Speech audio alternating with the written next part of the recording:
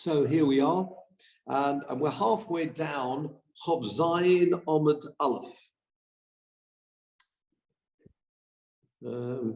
May need you, Peter, for some Safaria as we go along in due course. We are now halfway down, actually, just where the lines get wider, well, the Gemara lines do anyway. Chov Zayin Omid Aleph. And this goes back to the Mishnah.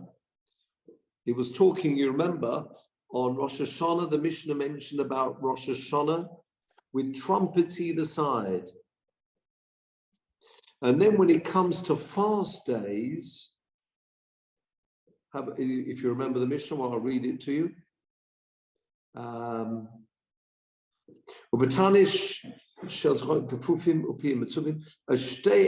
The trumpets are in the middle and the shofar either side. Interesting. That's what the Mishnah said. So again, Rosh Hashanah, you've got trumpet voluntary, you've got Rosh Hashanah, the shofar in the middle, trumpets either side. On a Tanis, and we'll see about this, but there is one big condition. This only applies in the Beis HaMikdash. Sorry to have told you the final line here, because it's not something we have in shul. So we don't want people going to shul saying there was no trumpets this year, although it says that in the Mishnah. The Mishnah also says on a Tanis, B'shel Zachorim Kufufim. We're talking here about a ram's horn. Kufufim bent. We've spoken about whether it's straight. And actually, Sylvain mentioned a point today when he was talking about the ibex, the beautiful ibex. I think you see and the lovely straight horn of the ibex. And as we saw in the previous Mishnah, I just mentioned this because Sylvain raised it. It says, Kol hashofaros kasherim chutz mishel para. Besides the para, it's not called a shofar, it's called a keren. So that ibex, that's okay. If you can come across one and you've got a shofar out of it, then good luck. But here we're talking about a ram's horn. Hello, Merlin. First wide line. Hello there. Good. Chov Zayin Omid Aleph, the wide lines. We're talking about a Tanis where they had the trumpets in the middle and the shofar either side. And this time, we spoke last week about the mouthpiece. And we spoke about the shofar with a golden mouthpiece, but be careful where you place it, because it shouldn't actually go directly in the mouth. And also we need to be careful it doesn't change the sound. But otherwise, there's nothing wrong with having gold. And actually, that's what they had for Rosh Hashanah.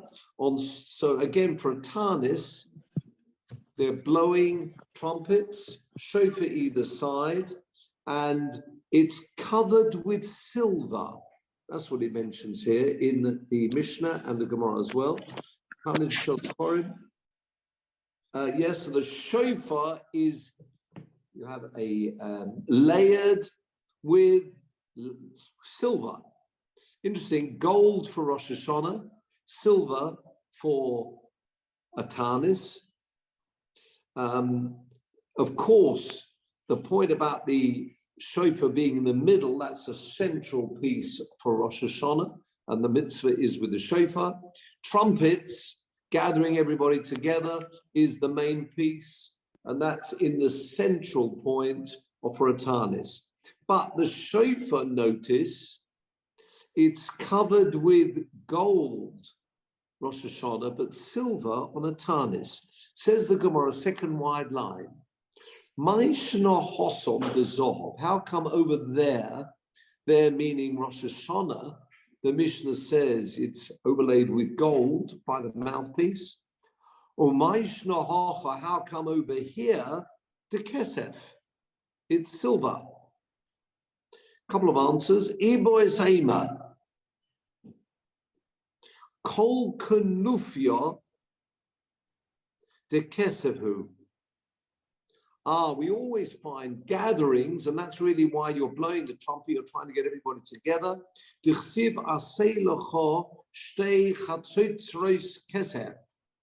There were trumpets, silver trumpets, and they were used for various things. One of the reasons was gathering everybody together, where Moshe Rabbeinu wanted to talk to everybody. They gathered everybody together with silver trumpets. To remind us of that, we have everything laden with silver when it comes to calling everybody together. And this is the point, I say, for a Tanis, where we want everybody to come together. Whatever the reason was, could be lack of rain, could be a Magefa, could be plague, whatever the reason you want to gather everybody together, it should be like the trumpets mentioned in the Torah, and therefore it's laden, the mouthpiece of silver on the trumpets and on in particular, we're talking about the shofar. That's one answer. There's another answer. Ibois Ema, HaTorah Chosa al Mamonon Shel Yisrael. An amazing rule here. You think it's being used in a very positive way. Nevertheless, there's a ruling, and this Gemara comes up in various places. I don't know if you've got around the side of your Gemara where it says HaTorah Chosa. In my Gemara, I've got a little Zayin. Put your thumb up if somebody spotted that little note next to HaTorah. Should be on the, have you got it? On the word HaTorah. I'm just trying to show you how often this comes up, this principle. You have got it. Has everybody got that? Next to the word HaTorah in the Gemara, there should be a superscript, I suppose, whatever you call it. A little letter there, Zion. And that takes us up to the top corner. Have people got that? Yes, people thumbing. Yeah, have you noticed how many times this comes up? This statement that we're going to now talk about comes up in Yuma Lamates, Yuma Lam Mem Daled, Menochos Ayin Vov, Pevov, Peches, Petes, Chulin Memtes, Ayin Zayin. That's 1, 2, 3, 4, 5, 6, 7, 8 plus hours. 9 times this principle is found in the Gemara. And what is this principle? The Torah is concerned about the money belonging to Israel.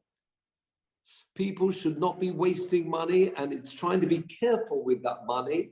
And therefore, only silver, please, not gold. Try and hold back. Don't spend money unnecessarily. In fact, amazing rule here that the Torah is saying that to get across this point, only silver. Don't spend extra money on gold. It should be silver. We'll come more to this in a minute on the Rashi, but let's immediately, it begs the question, what we learned last week, with the shofar of Rosh Hashanah, it is gold. Says the Gemara, Ibois HaTorah Chos al Mamonon Shel Yisrael. Says the Gemara, Hosam Nami Navid. The Kesef. If the Torah is concerned, or everybody's concerned about utilizing, careful with the money, communal money, not just communal money, anybody's money, it should be used carefully. Then why, when it comes to the shofar of Rosh Hashanah, is it laden with gold? Says the Gemara, Afilo hochi covered Yom Tov odif. If you're doing this especially in honor of the Yom Tov, then yeah, that's fine. People who are spending money extra on Yom Tov, that's also part of covered Yom Tov. The extra expenses of Yom Tov, part of those extra expenses we find, of course, hidden mitzvah, a wonderful hidden mitzvah, and if we can, that's why really we have this mitzvah, and many people have a talus, certainly amongst the Hasidim, with what they call it a Torah of silver. People may have seen some of that. Again, that's to beautify the mitzvah. That's fine. But here you're just calling everyone together. Hello, Malcolm. Here we're calling everybody together. We're in Chav Zayin Amud Aleph, 7 wide lines down. So here we're saying that it's got a mouthpiece. The shofar has a mouthpiece of gold, because on Rosh Hashanah, of course, that's part of the Hiddur mitzvah of Yom Tov. Whereas when you're just calling everyone together, that's not really a mitzvah. You want to call everyone together. You've got trumpets, you've got a shofar as well to get everybody to come. Don't spend money unnecessarily. It's not as if it's a mitzvah of Kovod Yom Tov or Hiddur mitzvah. You're calling everyone together, so why spend the extra money? And therefore, that's exactly what we're saying here. HaTorah chosa al mamonin shel Yisrael. Everyone's concerned, utilize the money carefully. If it's not going to be used here, can be used for other charitable purposes. But don't spend money when you're calling, even though you're calling everyone together, use silver than gold, and it gets across that point. Let's have a look at the Rashi here, please. HaTorah chosa. Now, we don't need anything yet, but have we got the Rashi that we can point to ourselves, which I think Peter sent us? Have you got the Rashi halfway down the page? HaTorah chosa. So what are we saying here? Why was it that when calling everyone together, the shofaros are laden with silver, not gold, because don't spend money unnecessarily. Try and remember to be careful with one's money. HaTorah chosa dichsiv, and this is a beautiful pasuk, as we'll see. V'tziva hakohen ufinu es habayis. Now that pasuk comes up in Vayikra Yud Daled, and it's pasuk lamed vav. At this point, Peter, if I could call upon you, please, if we can have Safaria to help us. Vayikra, so we'll go to Safaria Tanakh, and we'll have up in a moment Safaria Tanakh. Vayikra, thank you. We're going for Leviticus. We're going for chapter 14. Whoa, looks different to previously. Different layout now.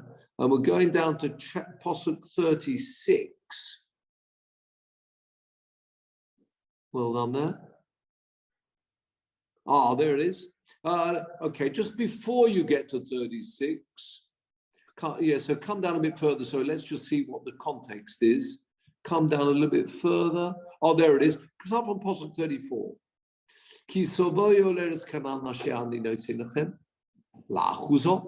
You're coming to Israel. If there will be a plan. Yep, I can see you. So again, if there's Toras, this is Toras of a house. Yeah. Then what happens? The house will become Tomei and all in it. Okay. Next pasuk. We've spoken about this pasuk before. It looks something like a plague, nira li baboyis. Now, we're not talking here about a physical illness where a person has to be very careful. And obviously, once they've got the illness, they've got the illness. It's only considered Toras when the Kohen has announced that actually it is Toras. It is not leprosy, perhaps is a loose word, but Toras, it's not physical leprosy. It's something in the property, on the property, certain discoloration, which means, according to the halachas, long halachas about Toras of a house, but someone comes to the Kohen, it's only considered that the house has Toras. This plague, eruptive plague, he translates it here. If the Kohen announces it, okay, so the person comes, remember we learned this Rashi before, remember nega, yeah, looks a bit like a plague, and this also teaches a person, don't be certain about anything, say to yourself, I think it's something, again, teaching someone a little bit of humility. Okay, now what's going to happen once the Kohen pronounces that this actually, according to the rules, is Toras? Everything in the house will become Tomei. Look at Posuk 36. The Tziva HaKohen, the priest, then orders, Ufinu, they clear out the house. B'terem Yoboy HaKohen Liros Esaneka, before the Kohen comes, so he says, I'm on my way, but before I come, please remove everything from the house. V'lo yitzmo kol hashem babois, and everything should not become Tomei. V'achar kach, or v'achakein, Yoboy HaKohen Liros Es Habayis. And if it is, as you see in Posuk 37, then if it's got this contamination, consider these greenish or these streaks deep into the wall, could it, as I say, be for the behavior of the individual, asking them to do some teshuvah? But Yotzo HaKohen, then he goes out, and it's closed up for 7 days to see if it spreads, etc. Lots of halachas. But meanwhile, anything in the house will become tomei. Now, please go back to 36, Peter, and let's have a look at the commentaries. And I want to go to Rashi. Let's go to that in Hebrew, if we can. Let's load. Let's go to Hebrew first, and then, I don't know if you can, people can see that, hopefully. Or you want to make it a little slightly larger.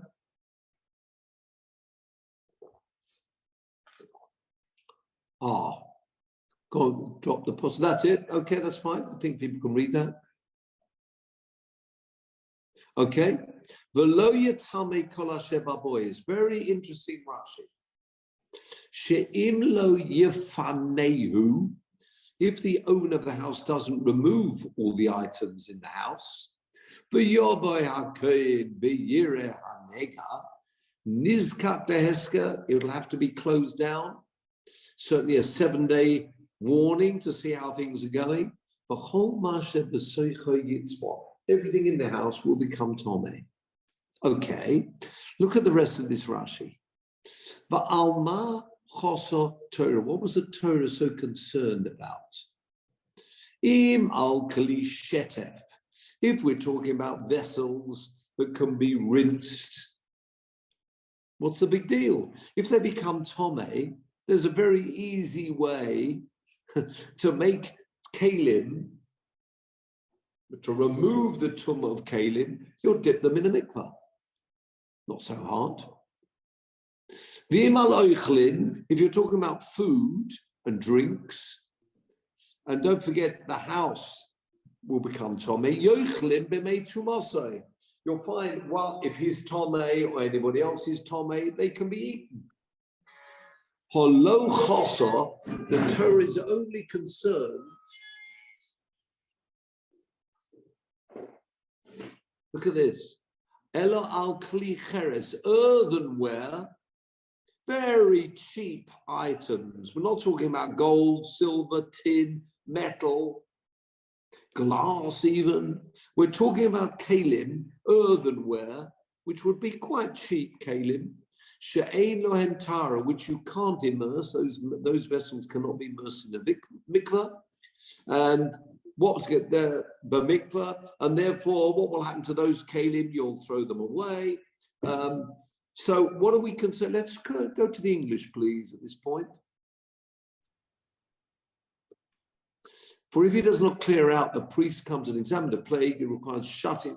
So, what is it that the Torah? Thank you. If it had in mind wooden or metal vessels, that's good, thank you.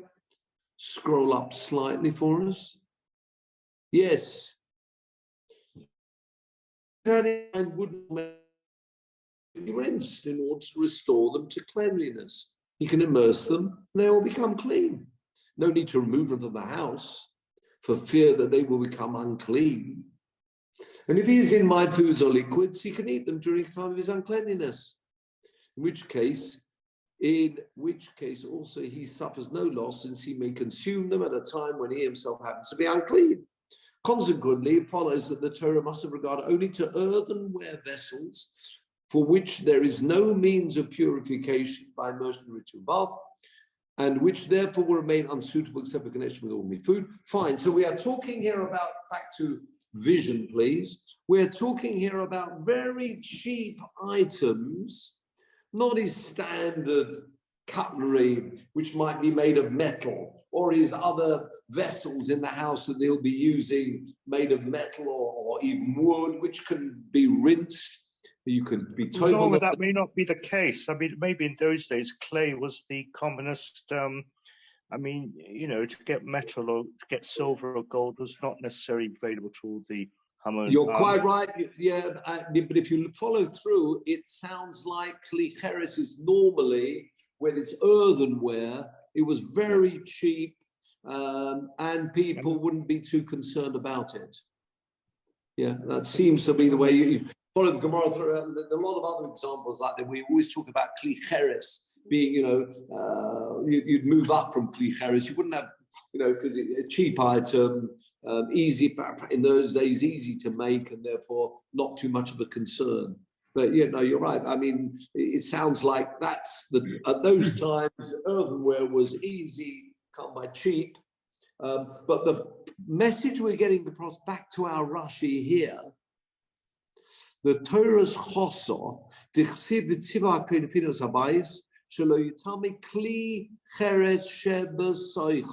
really what Rashi's getting at here. Alluding to what he said in the Torah, which you couldn't purify, and presumably you want to have kelim which are tahar. Those days people were very concerned about tahara, and you don't want to have kelim which are not tahar. Food you could eat while you're tomei. Kelim you normally would keep. So you'd want the kelim to be tahar. So what we're saying here is there's a ruling that we've seen from the Torah. The Torah is telling us, give a warning to the person whose house has these signs of tzoras, so that he shouldn't lose some cheap vessels, which he probably won't mind that much, getting rid of and getting a new one. Doesn't matter. Don't spend money unnecessarily. This is really what we're saying here. And that's what we've said about the principle of when we're calling everybody together. And yes, you want to get a covering around the shofar. Get the point coming across is it's not gold. It may be coming from the coffers, and everybody's contributed to this. But utilize the money carefully. Don't spend money unnecessarily. And the way you get this message across is by using silver here and gold when it comes to Rosh Hashanah. Why on Rosh Hashanah are we spending extra money? Because there's a mitzvah. It's covered Yom Tov, hid a mitzvah. That's different. If you're doing it for mitzvahs, doing it for Yom Tov, doing it for something, I'd say positive, constructive, that's fine. But just to spend money because you've got, say, a shofar belonging to the community, communal funds, utilizing that money, don't spend money. And that's really what we're saying here. So very powerful message. Torah, so the Torah is teaching us, don't spend money if it's unnecessary, just spending on, because it's people like to spend money. That's not the way what the Torah is teaching us here in this pasuk. So that's why there's a difference between shofar of Rosh Hashanah, which is laden with gold, and the one of Tanis, which is just for calling people, and it's not. Okay? Have a look at the Gemara now, 3, 4, 5 wide lines down in the Gemara of Zayin Amud Aleph. Rav Papa bar Shmuel, Sova lemevad uvda kamasnisim. He wanted on Rosh Hashanah to do as it says in this Mishnah. Please look at Rashi. Lemevad uvda, to do uvda is like a case study, a lameva, to behave, to act in this way. What does it mean in this way? That means on Rosh Hashanah, we wouldn't just have someone who knows how to blow the shofar, you'll also have someone who knows how to play the trumpet. because not only would there be a shofar, there would be trumpets too. So Rav Papa Shmuel wanted to do that. Kamas Nisin. And this is now the build-up to our own minhag and what we do. Elo, Bar Mikdash. So Robert told him, just repeat that, Rav Papa planned or wanted to do as it says in the Mishnah. And with his shofar, he had 3 people coming forward. It would be quite impressive, wouldn't it, on the bimah on Rosh Hashanah. You'd have somebody coming with a shofar, and then you'd have either side some trumpets, as mentioned in this Mishnah, until Robert said to him, no, Lo Omru, they only said this rule, Ba Mikdosh, this is meant only in the Beis HaMikdosh. That's what this Mishnah is talking about. In fact, it's not just Rava, continues the Gemara, Tanya Nami Hochi. We've got a brisa, and as we know, the brisas weren't known by everybody. The Mishnayos, of course, had to be. That was the bread and butter, the Mishnayos, but the brisas weren't known by everybody, but someone's coming forward. The Gemara is saying, obviously in this discussion, Tanya Nami Hochim, you also have a brisa which supports this idea that Robba has said, Bamer Devarim Amurim. The brisa, as we said, were additions. Rabbi Yehuda HaNasi, when he's formulating all these Mishnayos, it's quite long, as we know, all the Mishnayos in the whole of Shas. So he's trying to keep it to I wouldn't say a minimum, but trying to reduce as much as possible. So often you find extras mentioned in the brisa, which Rabbi Yehuda HaNasi decided not to add, otherwise it gets too long. And this was one of them. The brisa says, Bamer Devarim Amurim. We're familiar with that term?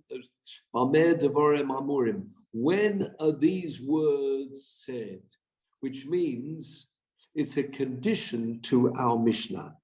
Ba Mikdash, Avol Bigvulim, in the Gvul, which means out, the outside, really means the borders, but it means outside Yerushalayim.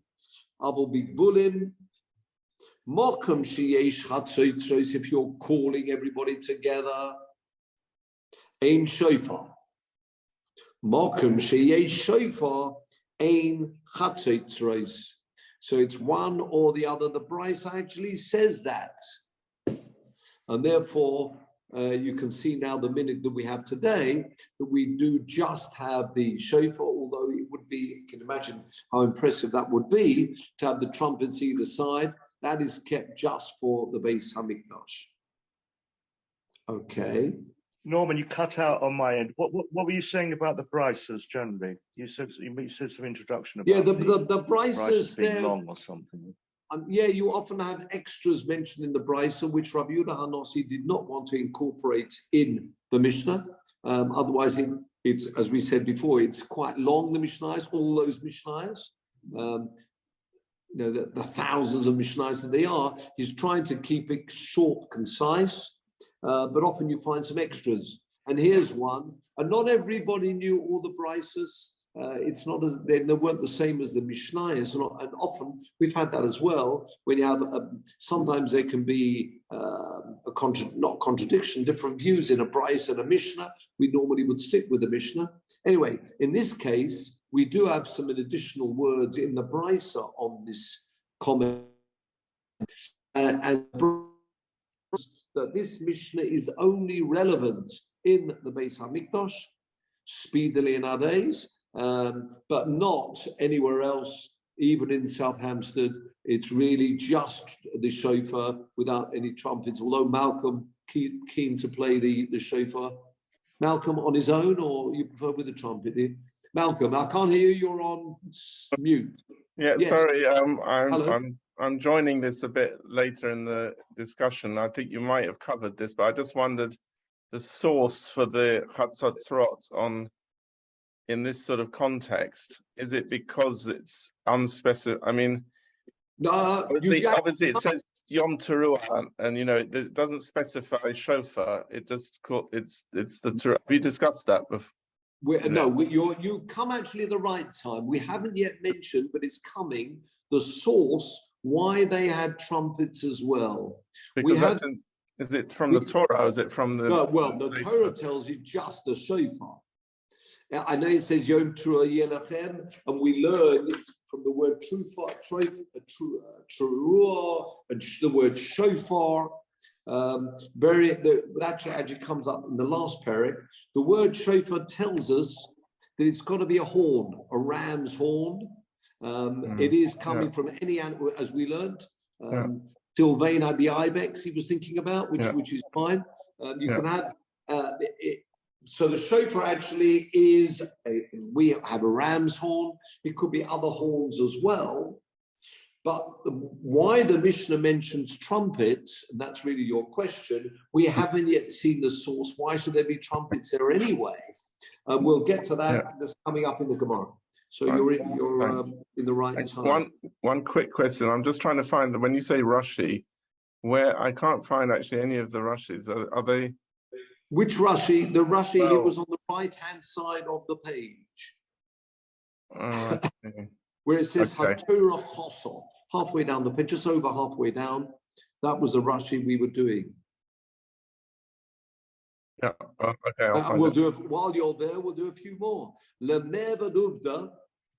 There's your Lemer V'Duvda. This was Rav Papa Bashmor who wanted to do what's Uvda. Uvda normally means like a case. Look at Rashi. That's what he wanted to do. He wanted to blow both. We've seen a Mishnah who says you should have both. So he wanted to do the both. However, Rava told him, no, that's only in the Beis HaMikdash, and to actually give a bit of support to that view, we've got a brisa which says exactly that, which predates Rava. And there you can see the next Rashi, Mokem sheyesh shofar kugoin Rosh Hashanah v'yovel.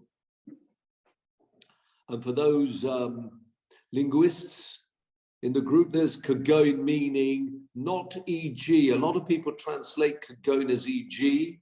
In fact, it can be either an e.g. or an i.e. Here, clearly it's an i.e. Those are the times you're blowing a shofar, kugoin, i.e. Rosh Hashanah and Yovel. Mokum sheyesh chatzotzros, when there would be the trumpet nowadays outside the Beis HaMikdash, there's your kugoin tanios. That one you could say could be an e.g. because it could be any time you want to call people together. You're doing that with the communal trumpet, but it would be on its own, and you wouldn't have the shofar with it. That is really what we're doing today. Now, continue the Gemara. V'chein hinhig. So, you see the more v'chein hinhig, Rabbi, beginning of the line, Rabbi Chalafta b'tzipuri. Tzipuri, and then we've been up north to Tzipuri.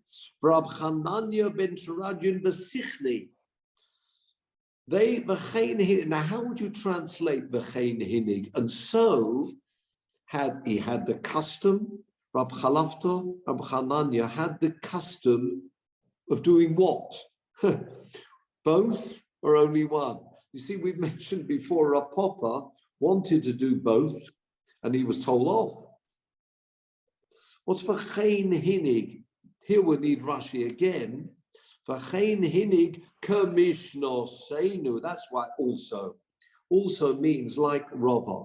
Just like Rava wanted to use both instruments, the shofar and the trumpet. Chein hinig, says Rashi, k'mishno seinu, like our Mishnah, a shofar and a chatzotzros. Now Rava was told off about that.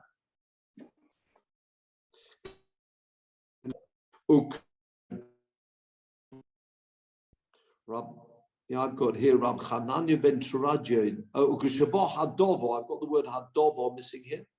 Have you got that little aleph in the Gemara? The Agos Habach, the Bais Chodesh, of Yoel Sirkis.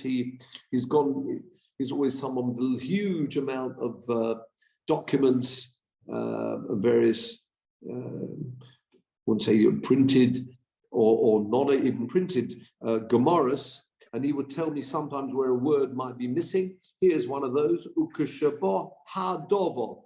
Can you see that side, hagoas habach, on the side of the Gemara? But adds that with a little aleph in brackets. So ukeshabo hadovo, instead of dova hadovo, eitzel chachomim. When the rabbis heard about this, Omru, they told him, Lo hoyu nagib kei. That is not the way to behave. As I say, it might be very impressive having the shofar and the trumpets, but that is not the way we behaved. Lo hoyu nagib kei elo b'sharei mizrach ubahar habayis. Only when they were blowing the shofar, interesting, imagine blowing the shofar there, on that Sharei Mizrach. These are the eastern gates in Har Habayis, the Temple Mount. Rashi tells us these are not two different places. Have a look at the Rashi, please. B'Sharei Mizrach of Har Habayis, Chodo Milsahi. Have you got that in the Rashi? It's one thing. Don't think they're two different places. They were blowing at Shara Mizrach and Har Habayis. No, it means the eastern gates on the Temple Mount. B'Sharei Mizrach b'Har Habayis. The Yeshomrim, B'Shar, when it says Sharei Mizrach, it means Be'ezros Noshim, just at the entrance. That's called the Ezros Noshim. That's where they will be blowing the shofar, and that was the place where they blew it. When they blew it there, that's when they had the shofar and the trumpets, and that's what we're talking about in this Mishnah. Ezros Noshim's also on the Har Habayis, isn't it? Yeah, oh yeah, that's the point. That's the Yeshomrim. So when it says Har Habayis, so it could be, according to the Yeshomrim in Rashi, when it says Sharei Mizrach, that means the Ezros Noshim. No, I mean, all these Yeshomrim, I think, is telling us where about the Sharei Mizrach, the Ezros Noshim, just by the entrance of the courtyard of the. I mean, it's not an alternative. Yeshomrim is usually an alternative, isn't it? Yes, this is not, yes.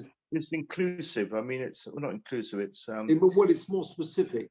I mean, it's defining it. It's specific. Is specific, where according to the first shot, maybe it wasn't that specific, where exactly, I mean, you can't really tell when it says Shara Mizrach, the entrance there, where exactly, and it says Sharei Mizrach, the various the eastern gates, which were exactly, so yeah, the Yeshomrim, you're quite right, the Yeshomrim being more specific and telling exactly where they did it, that sounds like the main entrance. Can you imagine blowing the shofar there on Rosh Hashanah? So the Har is on the Har Habayis, on the Temple Mount. Yeah, you're quite right. So Temple Mount, Shara Mizrach, the entrance of the eastern gates by the ladies, what is called the Ezros Noshim. That's like the first courtyard as you get into the Beis Hamikdash. That's where they would be blowing in this way. And now we come back to Malcolm's point. Says the Gemara, my Korah. Have you got it? Beginning of the line is Rava in the Gemara. And then it said, beginning of the line is Rava. And then it says, my Korah. What is the posuk? Now, we're not saying it's min ha-Torah. You know, on Rosh Hashanah, you have to blow the shofar. It's true the shofar can come from a ram's horn or a goat or ibex, if you like. But what's the trumpet? Where do the trumpets come in? My Korah, what is the posuk which gives us a bit of a, I mean, it sounds normally, my Korah might even mean that in the time of the Beis HaMikdash, it really actually was min ha-Torah. But look at, continue this, you'll see. Tichsiv, we're familiar with this posuk from Tehillim. Some beautiful songs and nigunim for this posuk. Anyway, there's some other time.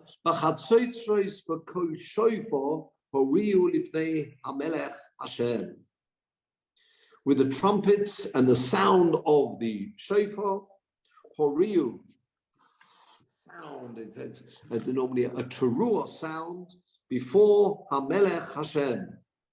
Says, lifnei Hamelech Hashem, when you're blowing and you're near HaMelech Hashem, which sounds like the Beis HaMikdash area itself. That's when you need a trumpets. Notice in the plural, trumpets, and the sound of the shofar. If you're blowing in front of the Beis HaMikdash, that's Posuk's telling us. Whether we're learning that's actually min HaTorah, it's compulsory. Because shofar, ava ba'alma lo, anywhere else ba'alma, for the word olam, anywhere else in the world, which means anywhere bar the Beis HaMikdash area, you should really just be blowing one. You could learn the Mikra, you can learn either two ways. Either the Mikra tells me that, in fact, you've got to do it in that way, or the Mikra is really just a hint to it, but it's not actually min HaTorah itself. Malcolm, yes. I mean, there are references in the Chumash to the Hatzotzrot. Oh yes, that's right. When you're calling people, that absolutely. That's what we mentioned. We did mention earlier. Absolutely, yeah. I think before you came, where so and they called, and that was a point we raised where it's called the Hatzos. Yes, their trumpets are used under certain circumstances. Very certain. What are the two interpretations of Mikra? Norman, I didn't hear you. What's the? I'm sorry. Yeah, no. But Malcolm's point about the trumpets. Yes, trumpets are being used in the Torah. That's true. Yeah, no, I understand that. Yeah, but not. Yeah, I was just asking, what? I'm sorry. But what are the two interpretations of Mikra? I missed you. I cut out there. Yeah, you could say Mikra. What is the posuk? And once you've got a posuk for this, it might actually mean that you have to, in the Beis HaMikdash, blow the shofar together with. Or is the Gemara saying, Mikra, what is the posuk on which, that Malcolm's question, why should you be blowing trumpets anyway? Today is Rosh Hashanah, or that day is Rosh Hashanah. What's trumpets got to do with anything? And we're just bringing a link, if you like. We've got some source which tells me it's nice in front of the Beis HaMikdash and Lifnei Hashem to be blowing both. And that's where the source... But not mandatory. It may not be mandatory, but that will be the source of our Mishnah, because otherwise you see this Mishnah, you think, what's trumpets got to do with anything when it comes to Rosh Hashanah? So the source would be this posuk in Tehillim. Okay, on we go, gentlemen. Now, this is the last part of the Mishnah, previous Mishnah, which says that in Jubilee year, we've spoken about this before, Jubilee, this every 50th year after the Shemitah, seven cycles, and then you've got the Jubilee year. So Jubilee is say from the word Yovel, you can see the word Jubilee, Yovel, of course, used everywhere. Talk about the Jubilee, although we talk about silver Jubilees and gold and all these, but the real Jubilee is 50 years from Yovel. That's the source. Interesting. Now, we don't have a Yovel today, although this year is Shemitah, we don't have Yovel. Yovel is only in the Psukim about that, Gemara on Gittin, when the majority of Klal Yisrael is living in Israel. And I must say, it is getting closer to that point, when the majority of the people living in, Jewish people living in Eretz Israel, then the Yovel year will come back again. That's interesting, because then you have like two Shemitah years, one after the other. It is interesting at the moment, actually. Lots of places around you do see with big notices up saying, Shemitah's being kept here. I just said that's one of our son and son-in-law. Normally, you probably know about the Esrogim and costs of Esrogim, one thing and another. Now, the people here who are keeping Shemitah, many, I must say, those orchards of Esrogim will become Hefker as well.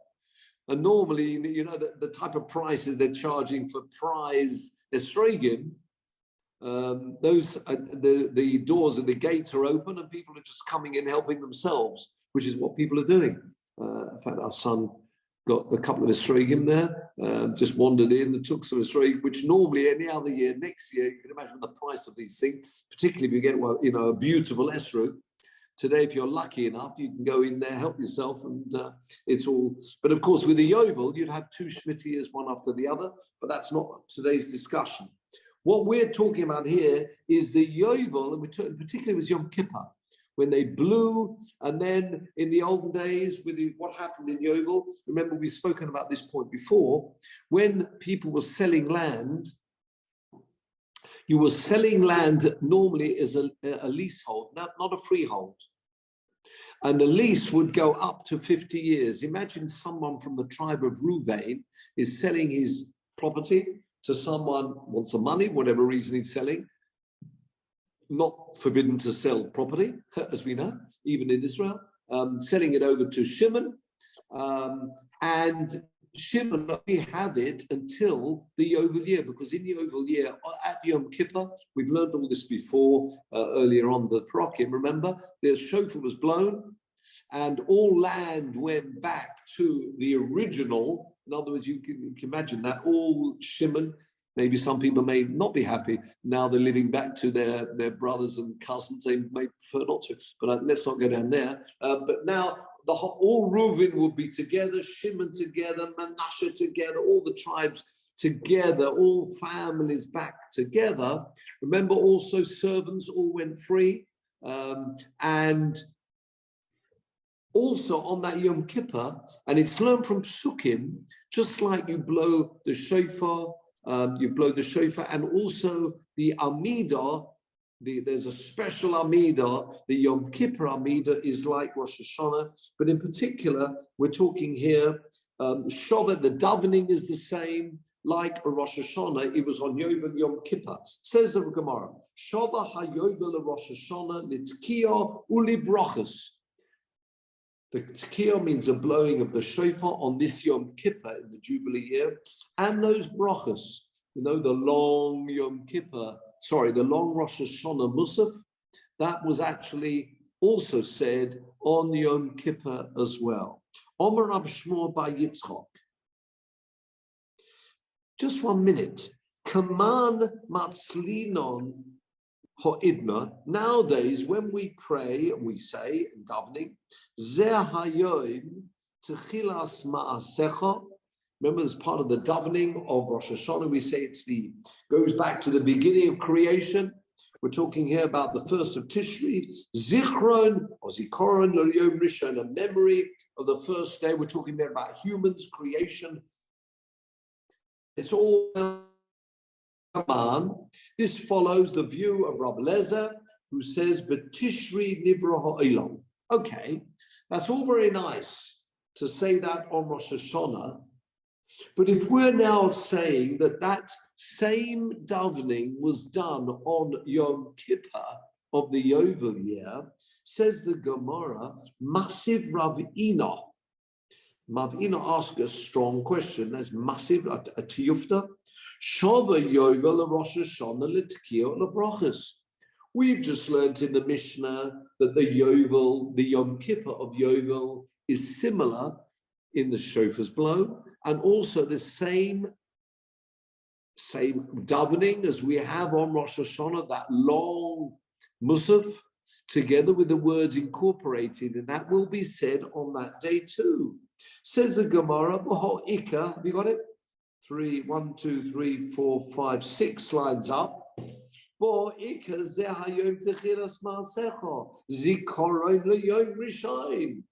saying on that, in that Amidah, we say it's a memory to the original creation. We're talking about Rosh Hashanah. To be Rosh Hashanah Isa, ubi Yovel Leisa. How could you say that on Yom Kippur? That's not the first of the month. Ki Katoni, when did this Mishnah say that the davening is the same? Of course, Asha'ara means on the rest. Sha'or Yerokas, the rest. In other words, of course, that word is taken out, that line is taken out. It will not be said on the Yovel, on that Yom Kippur, but the rest of the davening would be said. And remember, we have Zichronos, Malchia or Malchios, Zichronos and Shofros. Remember, 10 psukim of each. And that would all be said both on Rosh Hashanah and Yom Kippur. But that line that we say, that's not actually a posuk.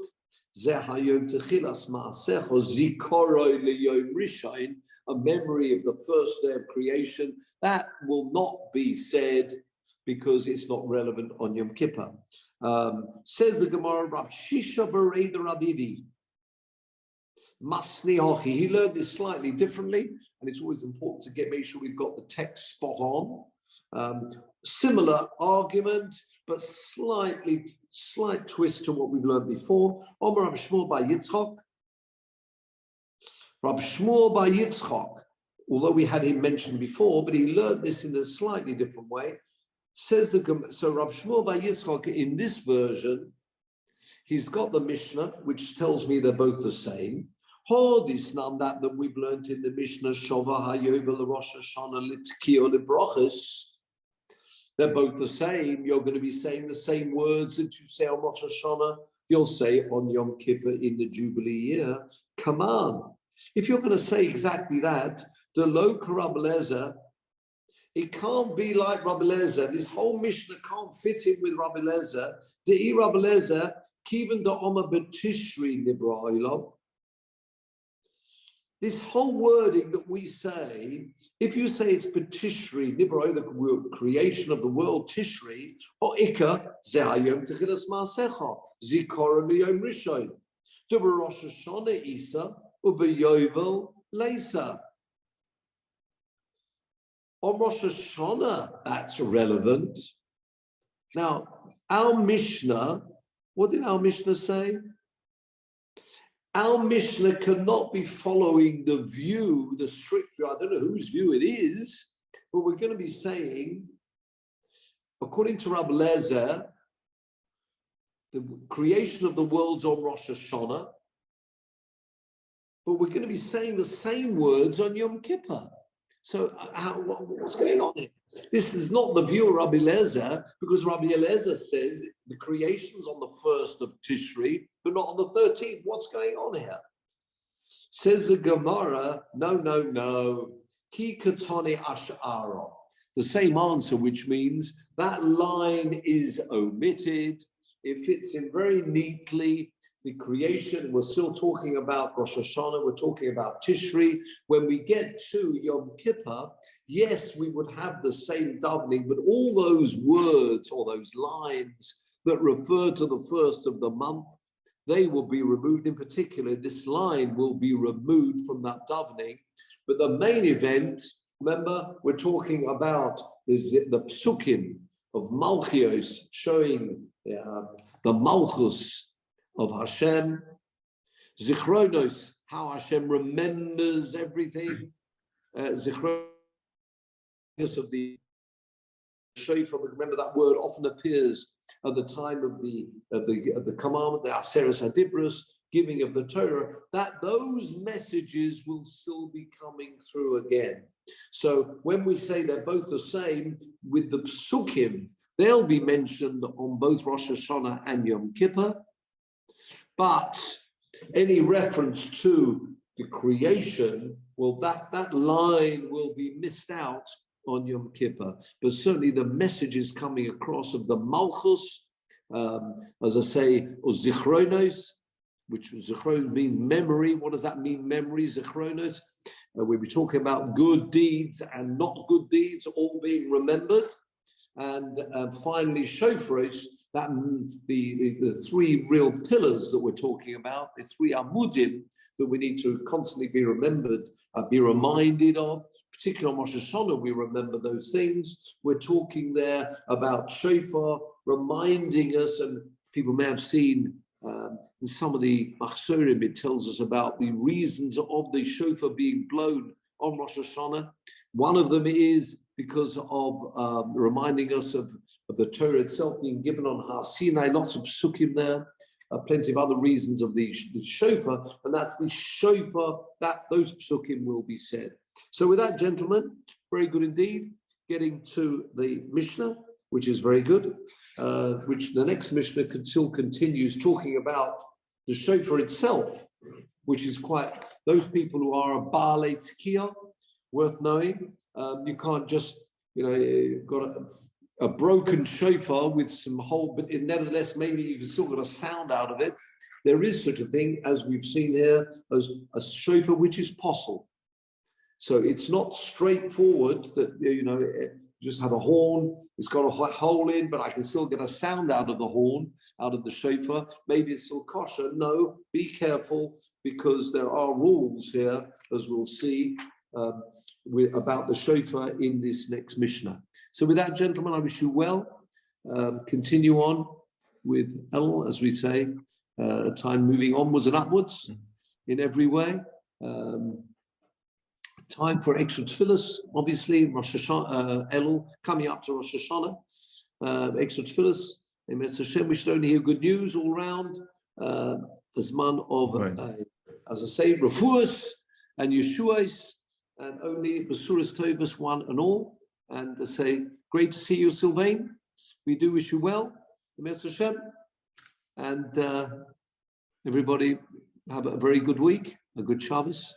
And Norman, a very, very quick question. I don't want to delay people, but the notion of Hidur mitzvah in relation to most mitzvot doesn't seem to apply with relation to, or at least there's a question in the Gemara about using the gold for the shofar, not wanting to burden the community. And you were hinting that this is a demonstration that we shouldn't go too bling with that, go over the top. Yeah, absolutely. But presumably that's not in relation to buying the finest etrog or no. That's the point. Okay, you're quite right. When there is such a, as we've seen, the principle of Hidur mitzvah within one's means, and yes, as we mentioned here, a talus, and people have this nice Torah on top, or any Hidur mitzvah is beautiful. Tefillin. Mentioned a particular example, you want a sofa who really a beautiful job, mezuzahs, etc. When it comes to mitzvahs, or as we said for Yom Tov, covered of Yom Tov, which is also mitzvah, but when we're just calling everybody together, and that's the point about the trumpets. When it comes to a tanis, we're blowing the trumpets to get everybody together. Yeah. We want everybody to hear the trumpets and hear it, and everybody come. For that's not a mitzvah as such. And therefore, the idea of cutting down, really just to get that message across. That, we don't want to spend money unnecessarily. It's not a mitzvah.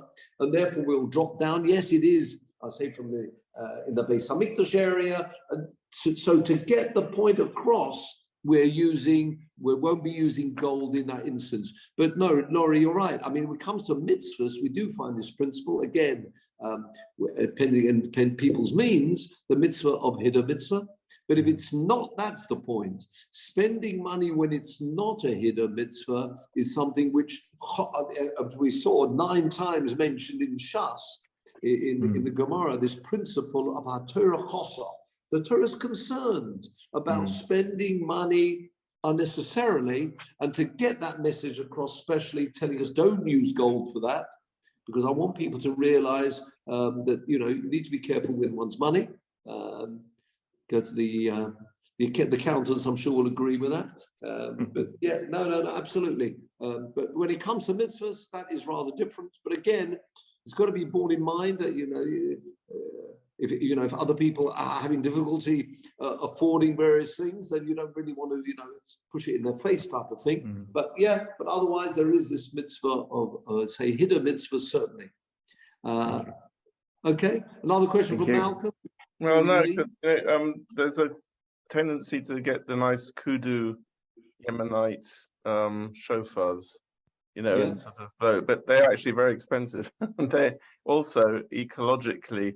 There's a book by Jeremy Montague, Oliver Shalom, who's on the shofar. It's like one of the first books, and he makes a plea that one should respect the it's a sort of extinct, an animal going extinct. You shouldn't just get kudu shofars for the sake of absolutely. You're quite right. We've seen this mentioned here as well. The standard is the ram's horn. I think there are plenty of rams around. So yeah, you're quite right. Even though you've got these, other instruments, and the Mishnah did tell us they're kosher. but not that they, it's the priority. Go and find yourself, an extinct animal, the only one, no, absolutely not. Good point. And they say that the standard is the ram's horn. That's often you find mentioned in the Torah. We're talking a reminder also of the Akedah. We talk about the ram. But yeah, no, good point. But I think it's just, one needs to know what we're learning here is what the halachas are. That's kosher, but not necessarily the aim to get that animal. Yes, good point. Okay, good night, everybody. Good night. Thank you, Ramon. And thank you, Peter. Thank you.